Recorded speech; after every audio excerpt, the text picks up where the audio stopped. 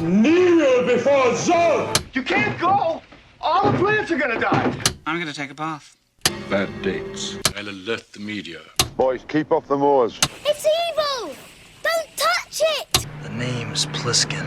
No more hangers!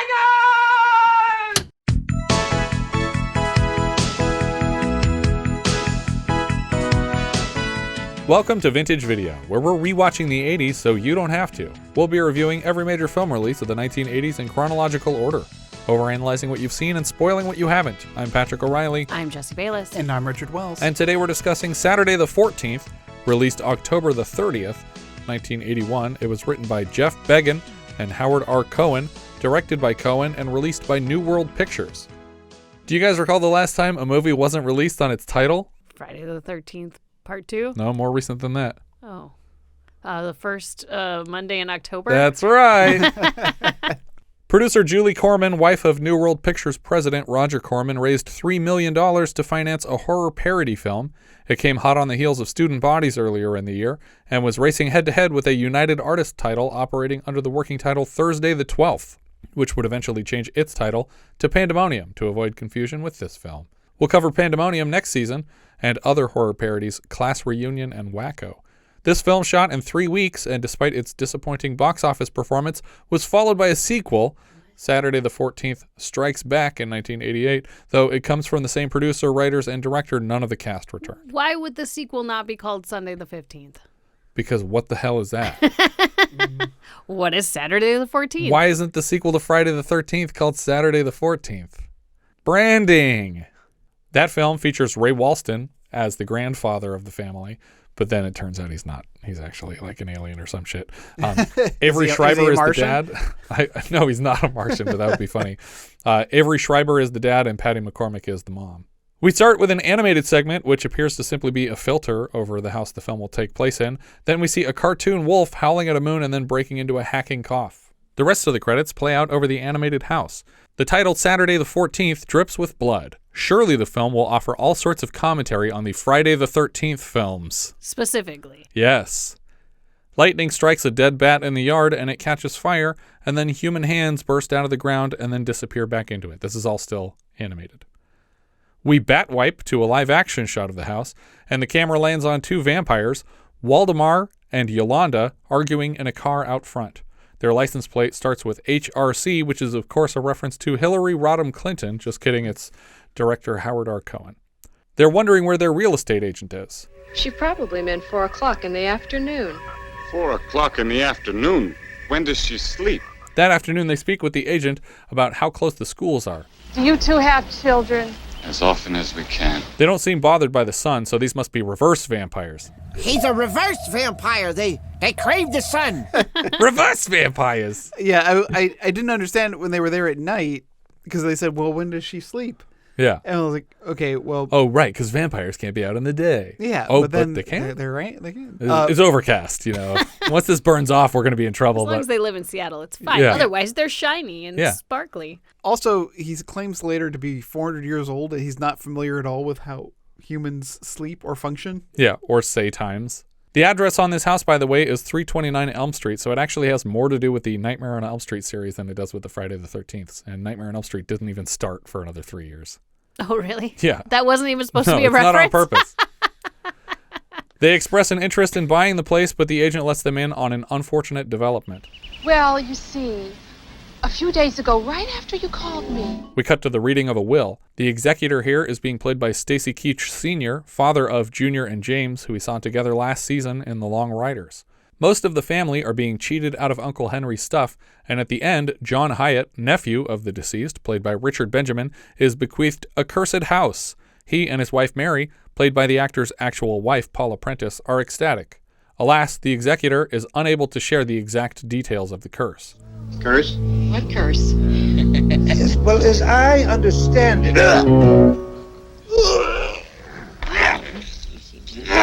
Classic curse rules is you can't. You got to die right away. Well, no, you can't describe the details of the curse. Oh, that makes sense. Because then it wouldn't be a curse, right?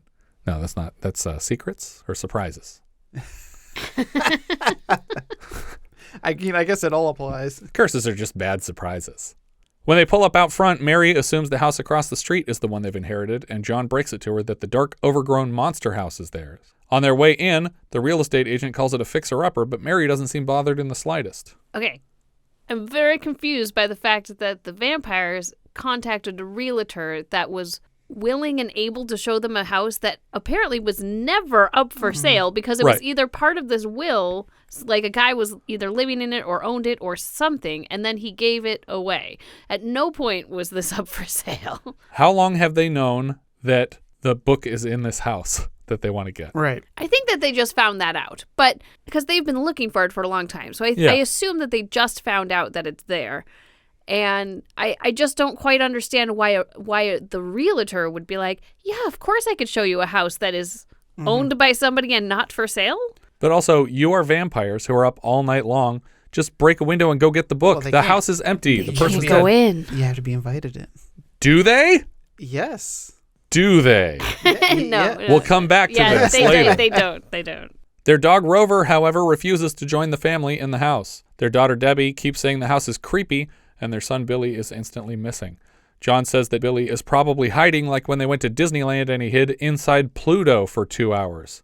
Was there like the a cast man? member? Was there a man inside there too? That's just I would a be little bit costume. You worried. can't hide a second person inside of it. Someone has to play the butt end. Oh, okay. That's what happened? Or he hid between them? Kids just getting spit roasted in a Pluto costume. No. When they close the door, a mirror falls off the wall and a black cat rushes past John. Lots of bad luck all over the place. Mary worries he might be in the same hiding place. Billy, if you're hiding inside a big dog again. What the fuck? The family all search the house. Debbie notices eyes watching her through eye holes cut in paintings and screams. We'll never see these paintings again with the eyes missing. What happened there? I guess you just never see those again in a movie after they get used. Her parents run to her, and Billy appears shortly after, having replaced the fuse on the breaker downstairs to get the lights working again. The next night, the vampires talk to each other about something in the house that the family haven't found yet. Debbie tries to watch TV, but every channel is Twilight Zone reruns. Dad blames the storm outside, but when she checks the window, it's totally calm out there. Why would you complain about only being able to watch Twilight Zone reruns? Why do you want to watch anything that's not the Twilight Zone? That was like my favorite part of New Year's Eve. Yeah, they would do the marathons? Yeah. Yeah. In the kitchen, Mary dusts the cabinets, including a human skull on the shelf. John finds a note from his uncle with a cryptic message. Don't open the book. What book? He doesn't say. Is this note in the refrigerator? It is. Okay. That's where I would put that note before I died. Like, my left arm's tingling. I'm going to put a note in the fridge. Keep it fresh. Always leave a note. Jeffrey Tambor. Perfect. We cut right to Billy reading something called The Book of Evil by the fireplace. Page 1 reads, "It gets bad on Friday the 13th, but it gets worse on Saturday the 14th. So I think they were just guessing what the Friday the 13th movies were about, and they had no idea. Every time Billy turns a page, the monster in the accompanying illustration disappears from the book and appears in the room behind him. The first one reminds me a lot of the aliens from The Explorers. Oh, a little bit, yeah. Eyes up on tubes above their heads. He turns another page, and the fireplace flares up as a mummy on the page disappears with a sparkle and appears behind the couch he's sitting on. Back in the kitchen, Mary puts some gross-looking leftovers on a plate in the fridge, and a rat puppet steals them away. It literally looks like she's just plopping down a handful of meatloaf or something. What are you putting in here? Where did this food come from in the first place? We didn't see you cooking. Did you just make whatever this is and then put it on a plate in the fridge? Billy unleashes another monster into the property. The real estate agent pulls up outside, intending to act as a bio-exorcist and scare them out of the home, but she's attacked, screams, and is killed in the front yard. In their bedroom, John and Mary wonder what the sound was, and John guesses it was an owl. Mary looks out the window, and a bat is pressed against it, flapping its wings wildly. You're right. It was an owl. What the hell? This is not the only time. No, but I like this. this too. Bats owls. That night, as the family sleeps, monsters move all around the house. Billy wakes to a monster near his bed and screams, and Dad has to come and check on him. Dad never sees the monster and returns to his room. Somehow, John doesn't notice that his wife got out of bed and talks to her for a full 10 seconds after climbing into their small bed before realizing that she's gone. Mary? Mary? When he goes to check on the kids screaming, yeah, he reaches for the lamp to turn on, but instead of turning on, he picks it up and throws it to the ground. Does he? It's supposed to look like he knocked it over. On accident? But he just clearly has grabbed the lamp, picks it up off the nightstand, and just tosses it to the ground, leaves it there, turns it on the ground, and then exits the scene. That's very weird. I assumed that was going to come back because it was such a weird action to take, but it doesn't. Back in Billy's room, he tries to reason with the monster for leniency. I didn't tell.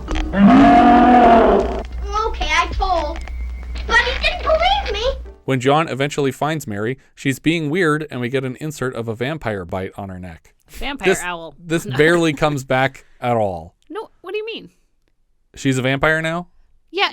Well, she's there's possessed. a lot of things throughout the rest of the movie where this seems to influence her. No, I get that, but it doesn't seem like it played a part other than like more details confirming that she's a vampire. Like it never serves a purpose that she is a vampire. Sure it does. Okay, well, we'll come back to it. Billy digs the Book of Evil out of his blankets and uses it to defend himself. It seems to have a magical protective spell. Billy chases the monster around the house with the book until he knocks it out his bedroom window and it dies in the yard. In their car out front, Waldemar admits that he's been looking for this book for 300 years, and whoever controls it can control the world. In the morning, Mary cooks John some breakfast, and they both deny having done the dishes last night. The flowers in the centerpiece wilt in stop motion to a slide whistle effect. Get it? Because the flowers died. Why did the flowers die? Is that part of the curse? Know. Yeah. So they argue about who had done the dishes for a long time. Yeah, and then Debbie comes in and reaches into the sink, and there's like a rubber glove, but it's only got 4 fingers. Right. But it's from some giant monster that we'll never see. That cleans the house. That did the dishes for them. Debbie shows up and says she didn't do them either, and obviously it wasn't Billy. Billy is searching the bookshelf for more magical literature he can use to retrap the monsters in his book. He asks Mom if she cleaned his room because apparently he can't find it now. In the front yard, John and Mary cross paths with their neighbor who left his badge at home, and he's running back for it. So reassuring to have a policeman living next door. So did the mom clean the room? Yes, she did clean the room, and she moved the book. Okay, because I feel like later we'll establish that she could not have moved the book. Not only that, but I thought that there was some other creature cleaning the house because it seems like a lot of work, and she doesn't seem to be totally with it. Maybe she didn't do it because he does say, Mom, did you clean my room? And she says no, right? Doesn't she say she didn't do it? She said she picked up a few things. Okay. And that was it, but it's very clean. Yeah. Upstairs, Debbie prepares a bath for herself. While she undresses, we see a shark fin swimming around in the tub, and the phone starts ringing. She yells for Billy to answer it, but he doesn't. When she gets it herself, it's just a plot device on the phone. Your telephone is going to be out of service for the next hour. Good. Now maybe I can take my bath. This is a recording. She steps into the tub and leans back with her eyes closed, and we can see the fin swimming around between her legs. Do you guys recall the last time we saw something swimming in a tub with a naked girl that she was unaware of? I feel like I should remember this. Was it The Unseen? No. In The Unseen, we just had the guy peeking at her through the Oh, okay. I'm trying to keyhole. remember bathtub scenes. What's the thing in the tub? A snake. Oh, why was there a snake in a bathtub? I don't remember. Deadly Blessing. They put the snake in there. The killer put the snake in the bath. Oh, okay.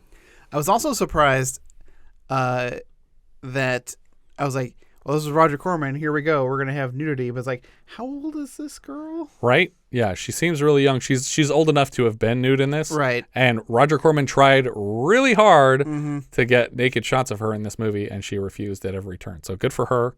And lucky her for not just getting replaced. Because that's what he would normally do. He must just not have had time. Debbie sits up worried and yanks a rubber ducky out of the water and then laughs at her own panic when suddenly a full-size creature from the Black Lagoon costume rises up out of the water in front of her. She screams and climbs out of the bath, and the monster stands with her. His monster hissing noises are translated by subtitles as, "Excuse me, miss, have you seen anything of a large old book?" I really wanted the reverse angle to translate her screams as a no. That's basically what she means. I wish that they had continued this gag throughout the rest of the movie. That the monsters were trying to be polite and just talking. Not only was everybody trying to be polite, but that we got a translation of everything they were trying to say. Anytime they're strangling someone, they're like, just calm down. It's okay. Everything will be all right. Here, let me Squeeze your larynx glands. That always calms me down.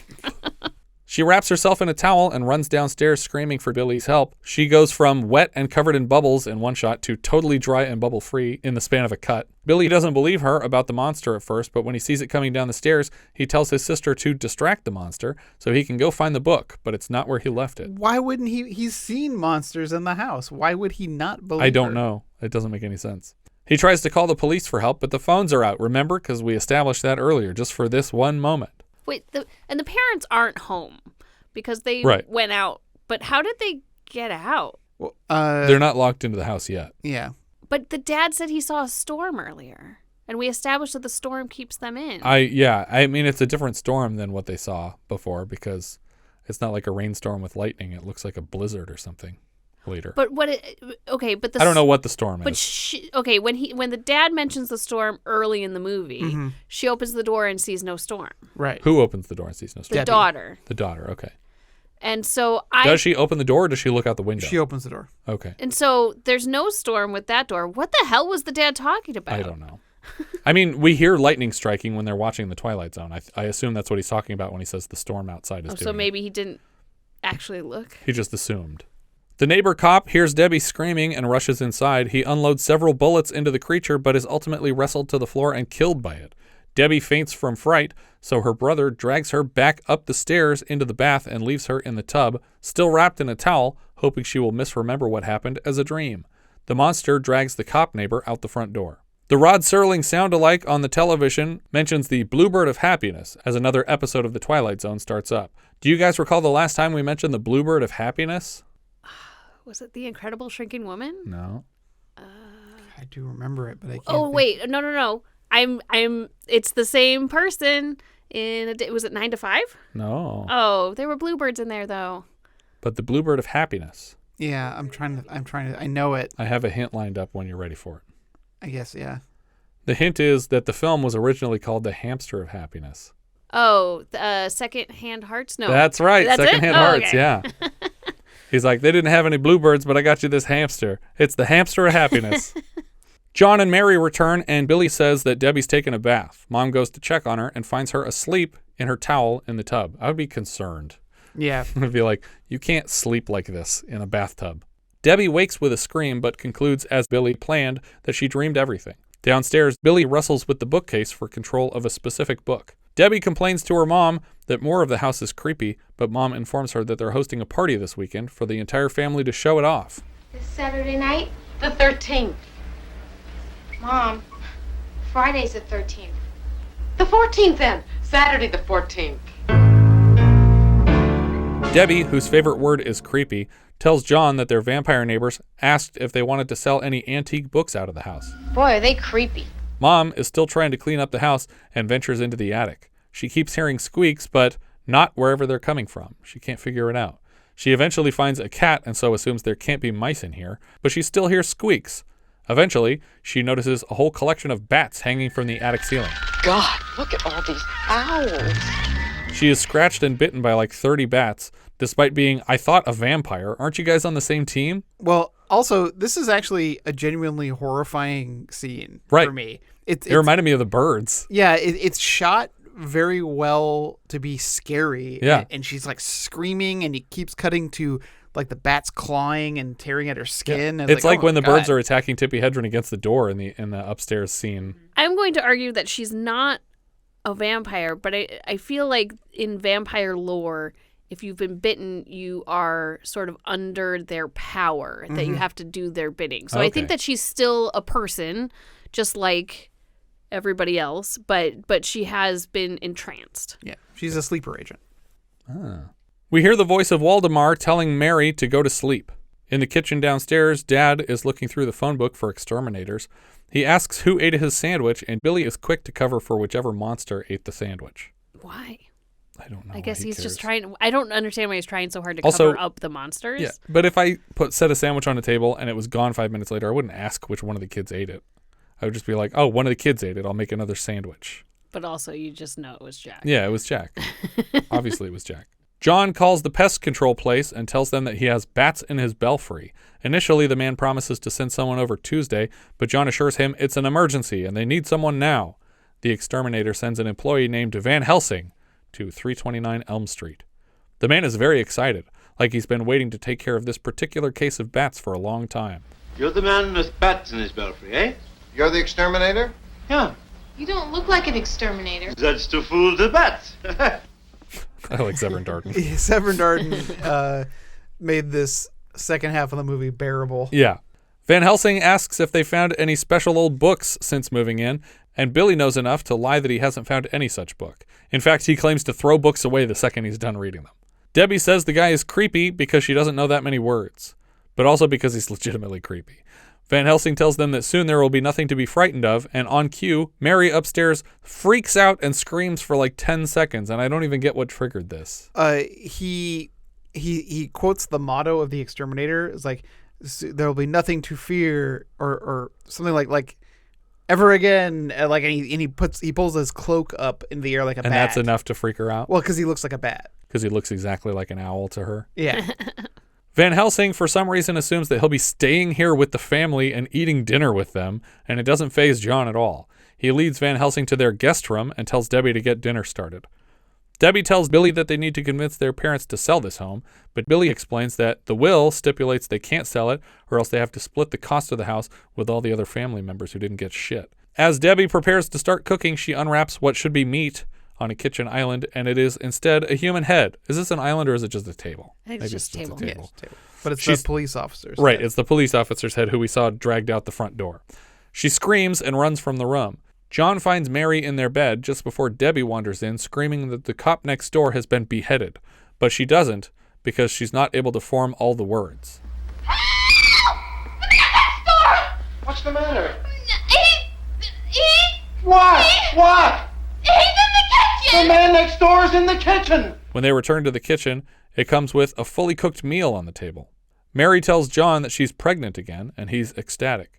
Van Helsing gets impatient playing nice guy and becomes an aggressive dinner guest. Finally, he tells the family about the book. It can save the world. It's very important.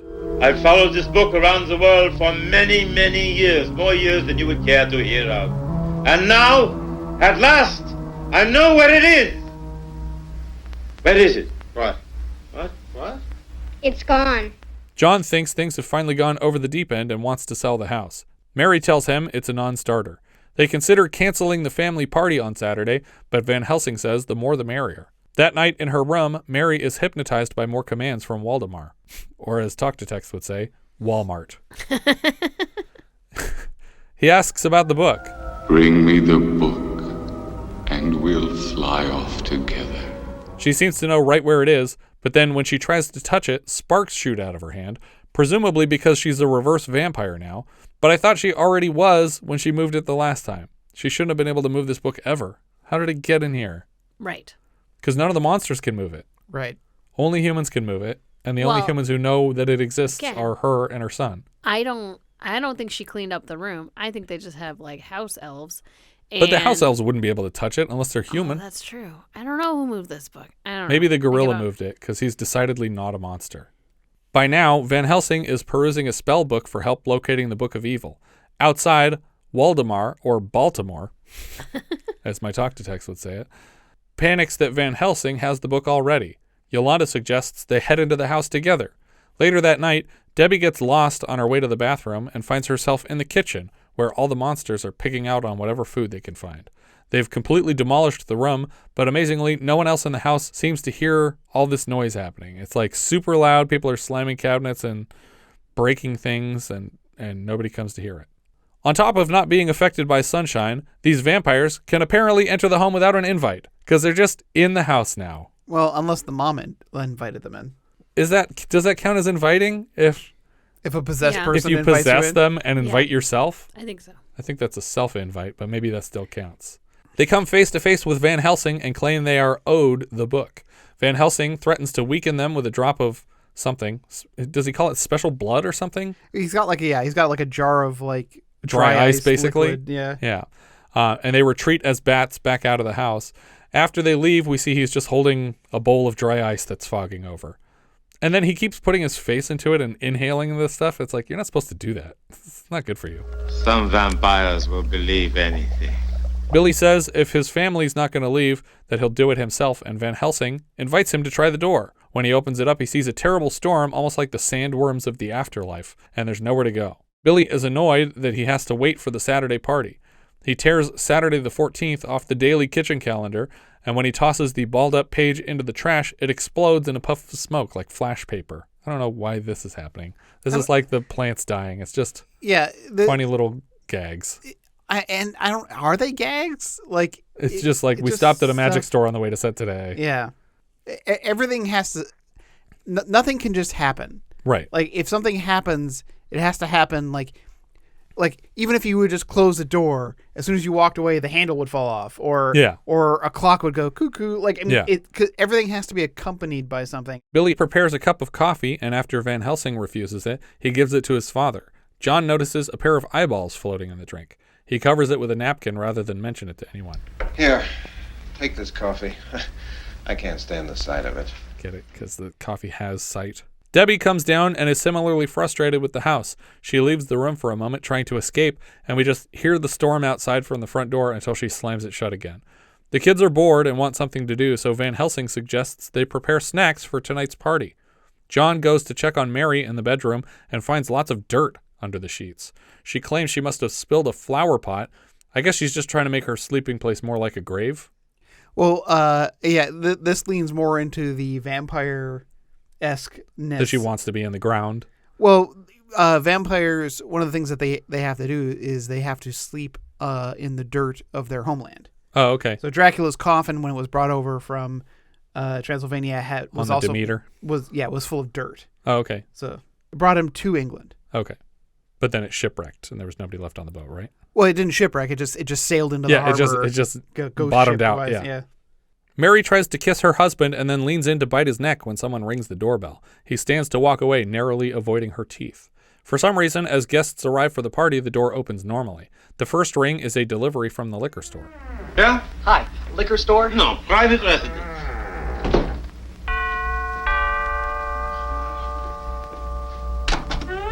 Yeah. No, I am from the liquor store. Billy tries to take advantage of the uncursed door, but when he opens it up again to sneak out, the storm blows in. Turns out, even the delivery boy can't leave now.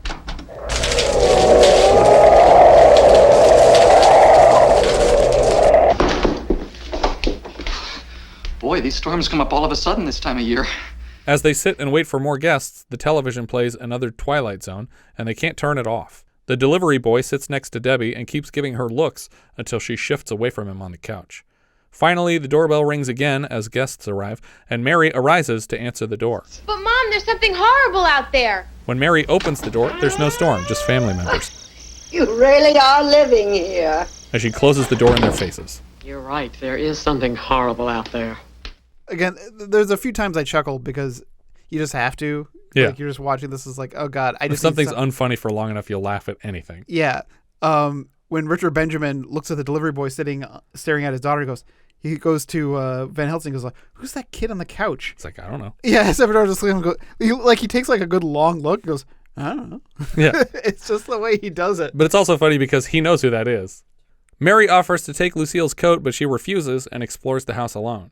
She finds a closet to judge and starts hanging her coat in it, but finds an identical one inside. When she turns to walk away, the hanging coat grabs her and the door slams shut. There's another knock at the door, and it's the cop's wife looking for her husband. She assumes he's working overtime and that his coworkers never bothered to call her. Like, he's been gone for, 3 days now or something? It's like, yeah, I'm sure he's just working overtime. They forgot to mention that he's on a 60-hour shift. She brought an electric can opener as a housewarming gift. Van Helsing makes more dry ice drinks. These seem dangerous. Don't drink dry ice, kids. Eventually, the family realizes that Lucille has disappeared, and Billy is also missing. John asks his daughter who the boy following her around is, and she has no idea but seems annoyed by him. Van Helsing warns John and Mary that if they don't find the boy, that the plan will never work. He challenges everyone at the party to locate the kid in exchange for a prize. You get to keep the boy! No! No. You get an electric can opener. He's so excited. You get to keep the boy. It's like, people like that, right? People like boys. In the kitchen, one of the monsters is tidying up with a feather duster. Debbie calls Billy's name up to the attic, but we can only hear the owls inside. Mary notices the book is missing from the cabinet where she hid it. Van Helsing dumps a glass of chemicals on the family's shag carpet to start a reaction. It's just immediately on fire at his feet. Van Helsing tries to summon the boy by painting a 666 on the wall, but accidentally writes 667. No, this worked on that other little boy. How the hell did it go? It's like, what? Are you implying that you worked on like the Omen Kid or something? Or you worked for the Thorns? I like the joke better in The Burbs, where their house is 669. And then it flips over. Yeah, when and the bees come out. Hit him with the bees. The wife of the cop from next door is searching the kitchen for the boy when the feather duster monster grabs her by the shoulder. She's terrified until she sees her husband's head on the table and assumes he's here to help her and alive. Ernie! Oh, thank God you're here! Ernie, do something! Upstairs, another family member is seemingly strangled to death by what looks like a plain old gorilla, not even a monster. Like, they were just like, does this count as a monster costume, Roger? It's like King Kong. Whatever. But small. It's in the truck. Just put it on. What was the other movie? Smokey Bites the Dust? Yeah, Smokey Bites the Dust. There's just a gorilla in the bedroom. For no reason, there's just a gorilla costume. The monsters are taking over the house! We are all doomed! The doorbell rings again, and everyone offers to get it at once, but it swings open on its own. Waldemar and Yolanda walk in on their own, uninvited again. They bring with them Billy, so maybe he invited them, with the Book of Evil. Get in the book, Billy. He's the only one who could get rid of the monsters. He is the monster. Billy uses the power of the book to float into the air, I think. Is he doing that, or are they doing it to him? I don't know. But also, he says that he's the monster. I know because they showed me you in this book. It's like, but when you see the monster in the book, he is... That should have summoned him to wherever you were. Yeah. Maybe he saw him. No, but then they disappear from the book. That's the whole thing. Is like the monster's in the page. So you can't show in the book that he's evil because he's not in it anymore. Yeah, it disappears from the scene that it's in. But what if he saw him? He wouldn't be in the book if he's in the real world. Yes. What if he saw him when he was originally looking at monsters, saw him in the book, then he disappeared out of the book, like he saw the other monsters disappear out of the book? Ah, well then he would have known from the very beginning that. Yeah, but this guy just showed up with the kid. Like, this is the first time the kid's seeing him. So this is the first time the kid's having this connection. Maybe that's true. Van Helsing threatens to take the book and rule the world with it. He and Waldemar make weird sounds back and forth with their mouths, jackhammers, steam engines, animal calls. Van Helsing does Egg Shen's lightning hands from the beginning of Big Trouble in Little China. The bad guys and the other bad guy make faces back and forth for a few minutes. The 667 on the wall catches fire, and an ADR line from John announces that the fireplace is burning, as though that were something to worry about. Like, oh no, there's a fire in the fireplace. Everyone run. Run to the storm. The vampires hold hands, and Billy rises higher and higher into the air. Monsters are crowding in from all around as the men trade fireballs and lightning bolts. Debbie thinks things are at their creepiest when a monster punches through the window and then grabs her boob, so she runs to her parents. To keep the book away from Van Helsing, the boy just hands it to him. Like, here's the book you wanted. I should have given it to you days ago. Suddenly, the book is glowing red and absorbs Van Helsing. We won! We won! Rover, the dog from the start of the film, is apparently coming back now for the first time. Waldemar explains what happened, because it isn't at all clear. He thought destroying the book would free the monsters.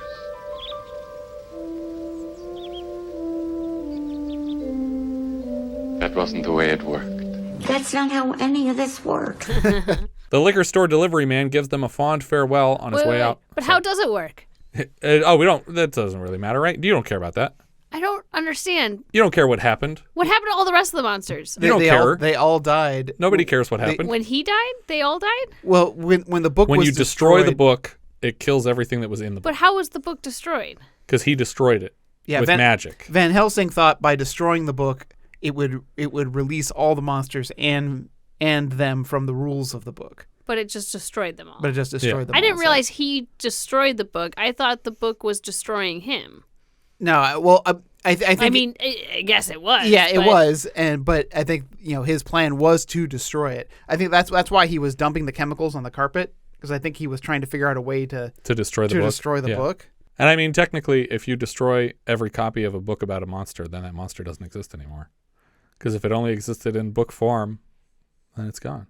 It's gone forever. Is it gone? It's lost to memory. Does it live in the minds of the people? It'll die 3 times. Love that monster. The first time when someone sets it on fire. The second time when someone says its name for the last time. And the third time when someone thinks about it for the last time. I like the rules of New Nightmare where just so many people believe in it. That it just comes true? Mm-hmm. That's how it works in black and white games, too. The gods are most powerful if they just amass the most believers. I think they've had enough of this house. I think so too. It's time they lived happily ever after. And us too? Of course, darling. The vampires who live across the street in the Nightmare on Elm Street looking house, which is actually on Elm Street in this universe, trade homes with them, so everybody's happy and the credits roll. Yeah, they just. Oh, that makes more sense. I'm like, they really fixed that place up quick. Oh, they switched houses. They moved to the house that she thought was theirs in the first place. But whose house was that? The vampires. The vampires moved into apparently that house. bought that house when they couldn't buy this house. Wow, what a terrible movie. Yeah, it's pretty rough. Is there a single moment of parody with regard to any horror film that existed ever? The closest thing I can think of would be when she's in the bathtub and they're doing like a rip-off Jaws theme. Oh, do they? Yeah, I they do. I didn't even notice that. Yeah. That's not a slasher film. Work. Why is it called Saturday the 14th? Why is it called that? This has nothing to do with Friday the 13th or slasher films in general. Mm-hmm. I mean, you could say that the Jaws thing in the tub was a Deadly Blessing reference, possibly. Like, are there other examples before Deadly Blessing of a thing swimming around between a girl's legs in a bathtub? I can't think of any. It must have happened. I think of Nightmare on Elm Street as like right, and that was 3 years after this from the director of Deadly Blessing. I feel like some horror film has to have done a bathtub scene because it's such a vulnerable place. Yeah, and also naked girls. Mm-hmm. Especially. But it just seems like they didn't even bother to buy a ticket to Friday the 13th before they wrote their Friday the 13th parody. Well, but that's just the thing. They probably couldn't. Or I mean, I guess they couldn't afford a ticket. Roger Corman's like, $4 for all 10 of us. It's like, just look at the poster. You can get enough from that. Yeah. But yeah, other than that, I guess Dracula because he's a vampire. But is that parody? He's just dressed as Dracula. I feel like it's just a comedy movie with monsters in it. Yeah, I guess it's a comedy. Yeah, comedy is a strong word. It's still funnier than Saturday the 14th Strikes Back, which is so much worse. But I did watch it. There is one line that I chuckled at. There's a scene where this kid has this like sort of supernatural advisor type character, and he goes down into the basement, and the guy tells him to look into this pool that he has set up in the pool, and he's like, "What? I just see a couple of fish." And he's like, "Well, I see doom." "You really see fish?" like he like suddenly breaks like character to be like, "You see fish?" He's like, "Yeah, 1, 2, 3, 4, 6 fish in there." And then there's just an overhead shot of 6 fish swimming around in this like kiddie pool in the basement. It's just like, what the fuck? That was such a weird moment, but it made me laugh. Yeah, I feel like a lot of this film could have been salvaged with just an ounce of effort. Yeah. Like I've unwrapped this thing and there's a human head. I run upstairs and then there's somehow a perfectly cooked meal. Did the whole family get murdered? Did every single family member die? Because we only see the old woman get eaten by a closet. The neighbor lady gets killed by the feather duster in the kitchen, and the other woman gets strangled by a gorilla. Yeah. But we don't see any men get attacked even. And they're all just gone. Yeah, I think the assumption is that they've all been eliminated. Yeah. But to what end? I don't know. Van Helsing seemed very adamant about having more bodies in the house, but it didn't seem to be part of a ritual or anything. And it's not going to be an issue that I think it'd be funny actually if the vampires moved in to the haunted house and they just moved into the cop's house because the cop and his wife are both dead. Nobody lives there anymore. Oh, maybe that's like, there's an empty house next door. Yeah, maybe that's the house that they Maybe did. that is the house they're in. It's not though. We saw that house. It's across the street in a different direction. Anyway, that's Saturday the 14th. What do we think? Thumbs up, thumbs down? I'd give it a thumbs down. Thumbs down. Yeah, it's a thumbs down. This is a worthless thing. There's no reason to see this. What are we thinking letterboxed here? I have it at 125 out of 153. It's below All the Marbles and above Rich and Famous. All right. I have it at 149 which is just under Choo Choo and the Philly Flash and just above another Roger Corman title, Smokey Bites the Dust. I have it at 138, which puts it just below Final Exam, which poster looks like a Friday the 13th movie. Right. And just above Tattoo. Nice. Our writer-director was Hillary Rodham Clinton. No, it was Howard R. Cohen. This was his first directing credit. Are you shocked? He has writing credits on Deathstalker, Barbarian Queens 1 and 2, many episodes each of Rainbow Bright and Care Bears, and then a couple Deathstalker sequels, and he's back to write the sequel to this movie. The other writer credit went to Jeff Begun, B-E-G-U-N, Begun. I think Begun? I think it's funny to have a name like Begun as a story credit. Yeah. It's like, I got this idea. Yeah, I have begun. I have some notes written down. Yeah. Or it's pronounced Began, and he invented those like fake bacon strips for dogs. Another story credit for Pretty Smart in 87, and then he has a full writer credit on Neon City in 1991. It looks like a Mad Max clone starring Michael Ironside and Vanity that I feel like I have to see now. Producer credit here for Julie Corman. She has an acting credit as a mall shopper with a baby in Chopping Mall. Lately, she has a lot of producer credits on a lot of those Dino Shark, Sharktopus versus Whale Wolf type movies. That's a real one. Whale Wolf. I love that. Music here is from Parmer Fuller. He's back for the second film, which has much better music than this one, but they're both pretty bad. Cinematographer Daniel LeCambra was the DP on Humanoids from the Deep and Battle Beyond the Stars, and next season he's back to like Kiss My Grits. The editor here was Kent Beta. He was a co-producer on S. Darko. He was an assistant editor on Rock and Roll High School, Humanoids, and Howling, George of the Jungle, Mr. Magoo, Dude, Where's My Car? After this, he cuts This Is Spinal Tap, Fright Night, Inner Space, Gremlins 2, The Flintstones, Scooby-Doo 2000, Angry Birds 1 and 2. Sorry, the way he said Gremlins 2, The Flintstones, like that was like Gremlins 2, The Flintstones. Yeah. People forget. Those were the same movie. Well, because I always say Gremlins 2, The New Badge. Yeah, I always say Gremlins 2, The Flintstones. Checkmate. The other editor was Joanne D'Antonio, who has sound department credits on Terms of Endearment, Apocalypse Now, Empire Strikes Back, and Exorcist 3. Richard Benjamin played John Hyatt. He was cast in this role on the strength of his performance in earlier horror comedy Love at First Bite, which I had previously complimented in our review of Zorro the Gay Blade, also starring George Hamilton. Not Witch's Brew? No, because no one saw that movie or knows it exists except for the three of us. But Love at First Bite is not a good movie, I should specify, but Richard Benjamin is great in it, and he steals every scene where he shows up. He's really, really funny. We've seen him so far in Catch-22, Last Married Couple in America, How to Beat the High Cost of Living, Witch's Brew, and First Family. Before these, he was in Westworld and The Last of Sheila. He also has lots of directing credits, mostly for titles that start with M for whatever reason, like My Favorite Year, Money Pit, My Stepmother Was an Alien, Mermaids, Made in America, Milk Money, Mrs. Winterbourne, and Marcy X. That has to be on purpose, right? At a certain point.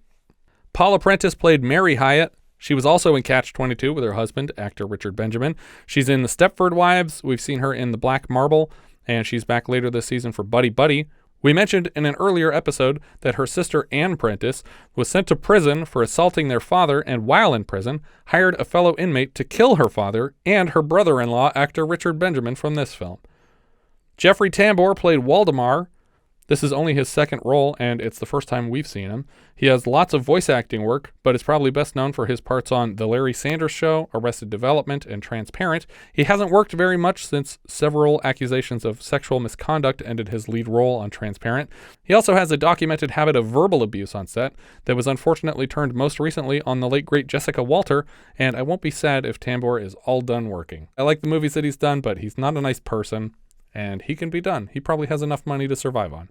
Severn Darden played Van Helsing. He was Jehovah, the preacher, in Vanishing Point. He's Culp in Conquest of and Battle for the Planet of the Apes. We've seen him on the show so far in Small Circle of Friends, Hopscotch, and In God We Trust. Kari Michaelsen played Debbie Hyatt. She's best known as Katie Kaniski in Gimme a Break. Roger Corman pressured her to appear fully nude for the bath scene, but she refused and made it into the final cut somehow. Good for her. Kevin Brando played Billy Hyatt. He played 8-year-old Chuck Norris in The Octagon. and a random neighborhood child in The Incredible Shrinking Woman. He also provides the voices of Schroeder, Franklin, and occasionally Charlie's singing voice in various Charlie Brown TV specials. Rosemary DeCamp played Aunt Lucille. She was Hilda Zorba in the original 13 Ghosts. Stacy Keach Sr. played the attorney or the executor of the will. He's the father of Stacy and James Keach, who appeared as Frank and Jesse James in The Long Riders last season. And after this, Keach Sr. shows up in Armed and Dangerous, Pretty Woman, Cobb, and as a judge in an episode of Stacy Jr.'s Mike Hammer Private Eye series.